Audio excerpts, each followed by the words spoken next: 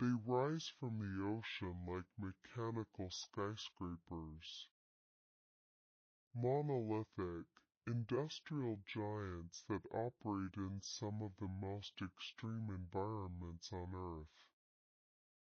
Offshore oil rigs, massive feats of engineering, aren't just tools for energy production.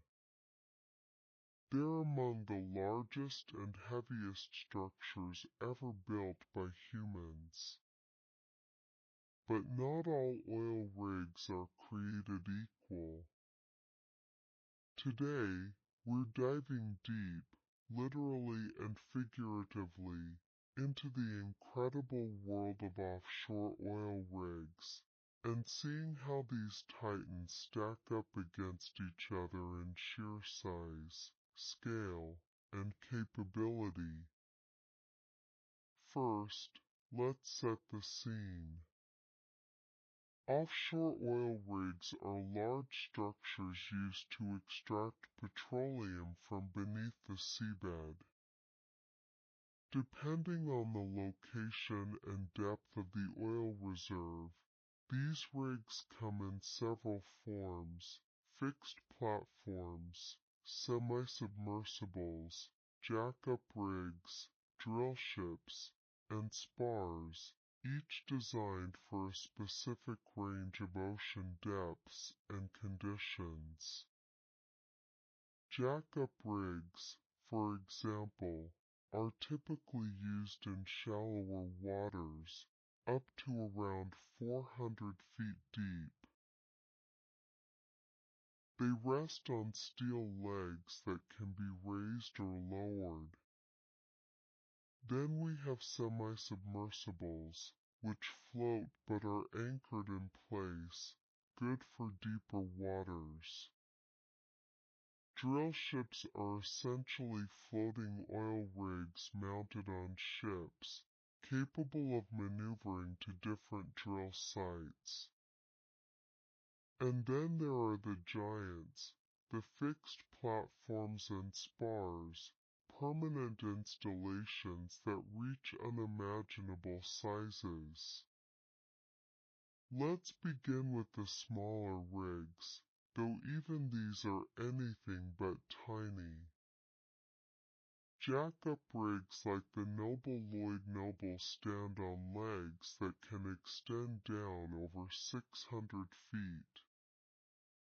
The rig itself stands more than 600 feet tall when fully extended, taller than the Eiffel Tower.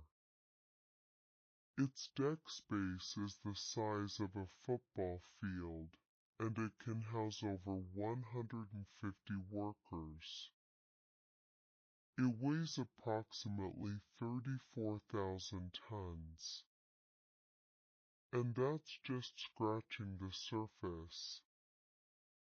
These rigs are moved into position and then lowered until their legs hit the seabed. They literally jack themselves up above the waterline to create a stable drilling platform. Studio microphone next, the semi-submersibles. These behemoths float on submerged pontoons and are kept in position with either anchors or dynamic positioning systems. A great example? The Thunder Horse PDQ, operated by BP in the Gulf of Mexico.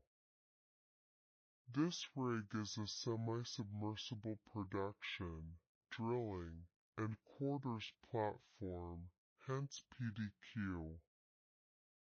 It weighs a jaw-dropping 130,000 tons, and its deck can hold several helicopters, numerous cranes, and enough living space for a small village.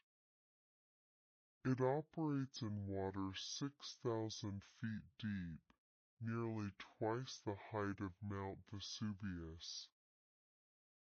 The topsides alone are the size of 2 football fields stacked. and it's built to withstand hurricanes, heavy seas, and operate 24/7. Take the Hibernia platform off the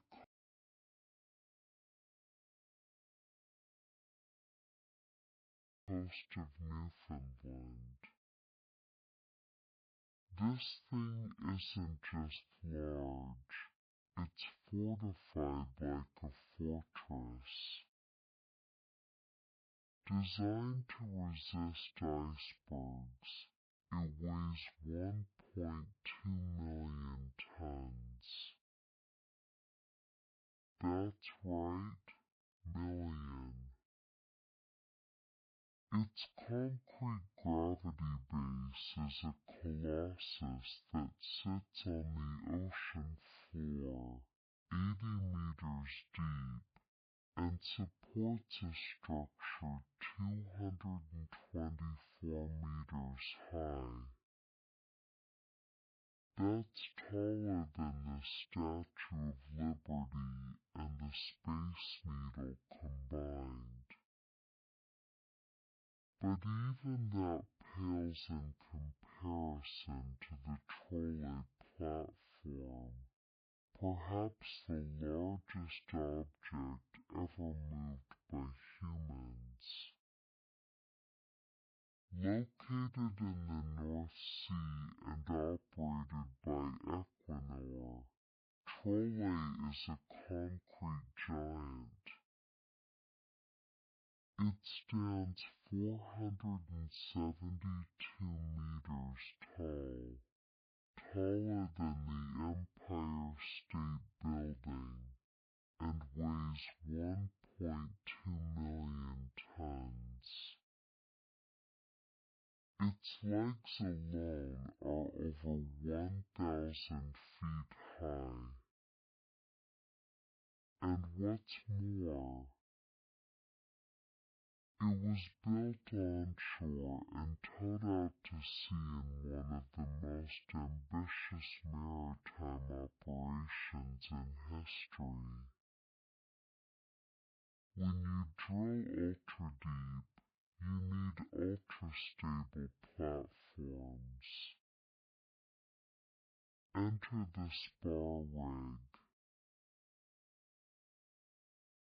These are like floating cylinders, vertically anchored deep below the ocean surface. The Perdido platform, operated by Shell in the Gulf of Mexico, is one of